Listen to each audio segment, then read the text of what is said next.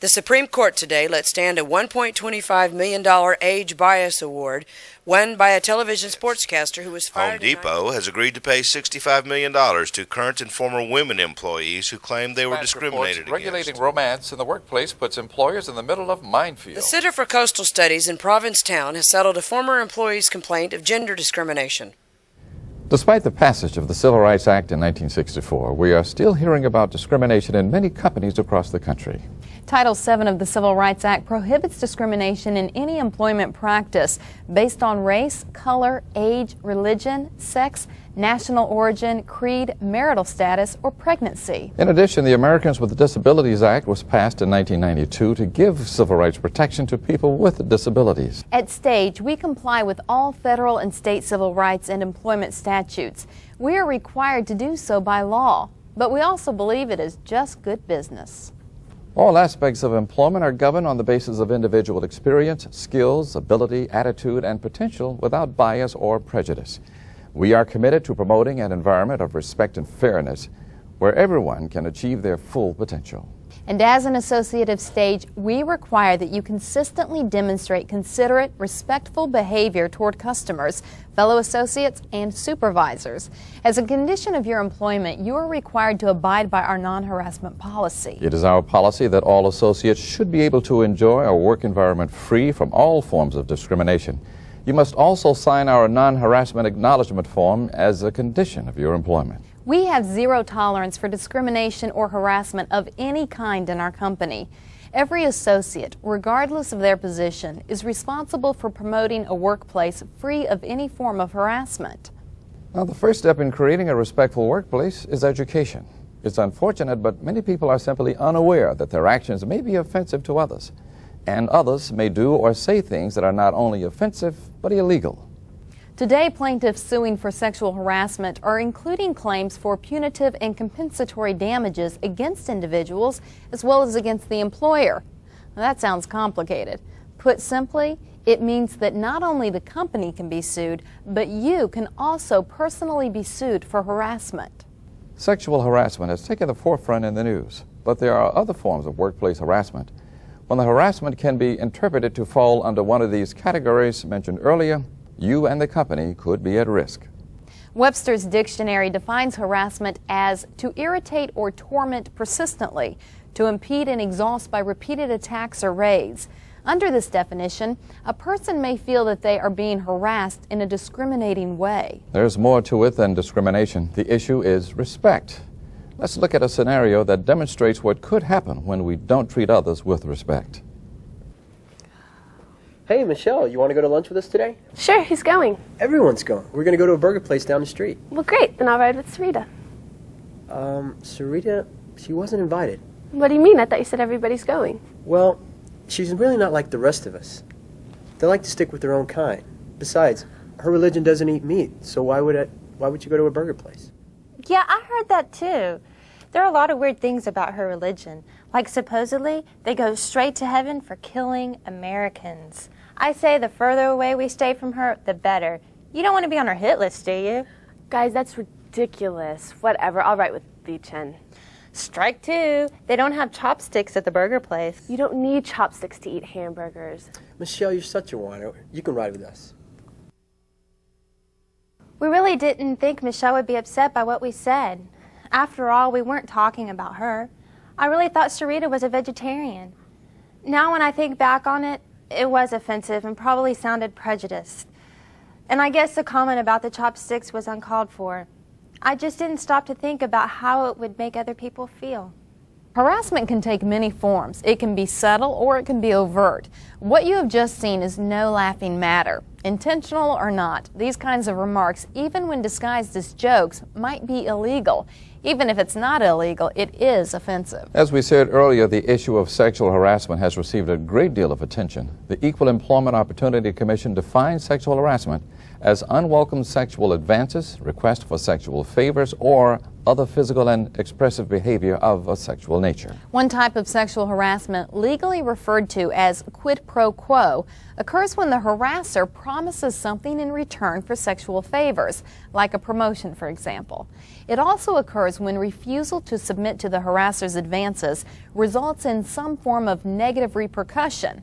Observe this scenario. You know your performance around here has really put you in a great position for promotion.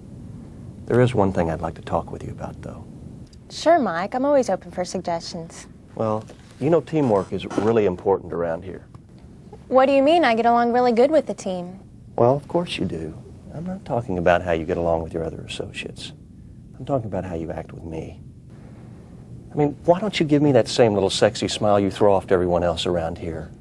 Don't you know what I could do for your career? I think we have a misunderstanding here, Mike. You said my performance exceeds expectations. What does my smile have to do with... Now, I like you, Karen. I like you a lot. And I want to see you do well around here. I want to see you get this promotion. But I need someone who can work closely with me. You want to work close with me, Karen? I was so embarrassed. It made me feel angry and disgusted. How did you feel observing this scene? In reality, someone actually being harassed in this way often describes feeling violated, humiliated, even disgusted. It's not uncommon to hear people who have been in this situation describe many years later the profound impact an event like this has on their life. Another form of harassment, called hostile work environment, occurs when the action of the harasser has the effect of creating an intimidating or hostile work environment. The hostile work environment is often subtle, but it is just as offensive and every bit as illegal. In many cases, the harassment is not even intentional.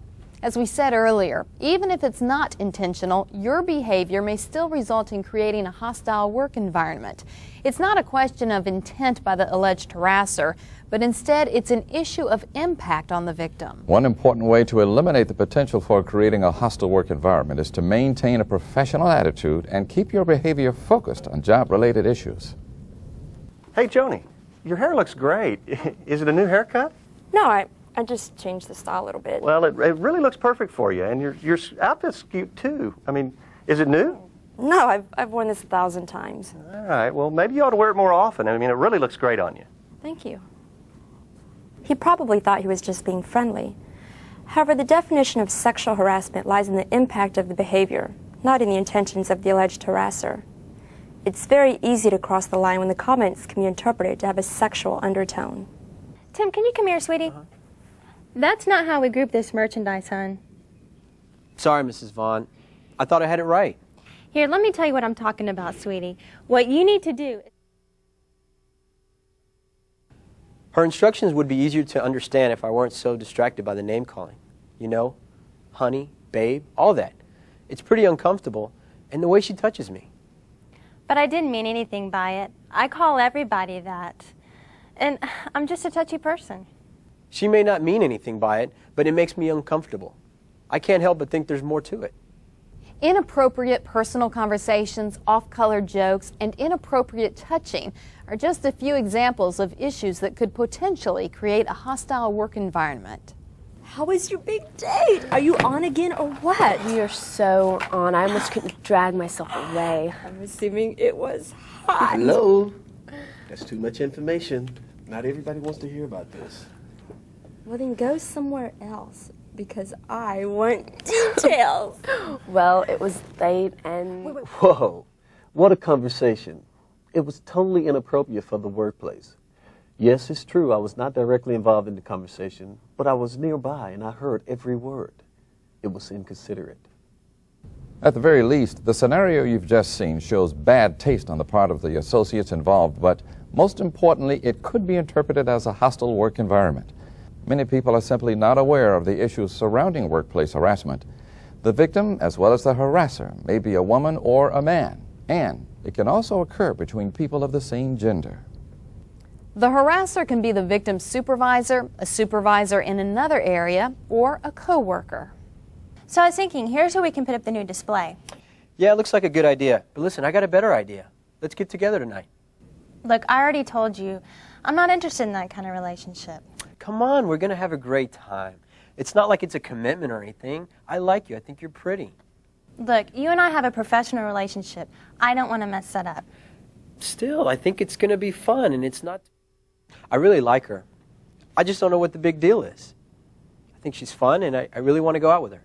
It's nothing personal. I just don't date coworkers. He just keeps asking, and I have to keep telling him no. I wish he would stop.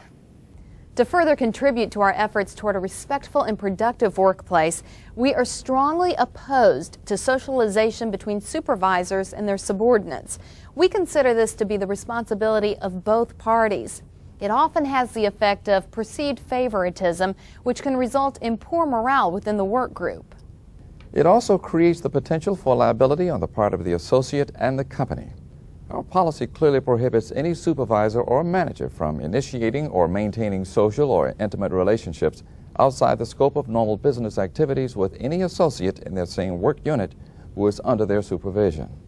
It is our goal to inform all associates of our company's non-harassment policy. You must accept personal accountability for promoting a harassment-free workplace. It is also our goal to eliminate any form of harassment from our company. It is our hope that it never occurs. However, if you are the victim or are aware of any incident of harassing behavior, call Human Resources immediately to report the incident. Human Resources will always be the partner in investigating and resolving the issue in a timely manner. Stage really is a great place to work. It's our goal to keep it a respectful workplace. We often say, you make the difference. Each of our associates is the key to our success. We all want to be judged by our contributions, for our skills and abilities, for our character. It is not our age, color, race, religion, or our gender that people should judge us by. In fact, our differences are our biggest asset.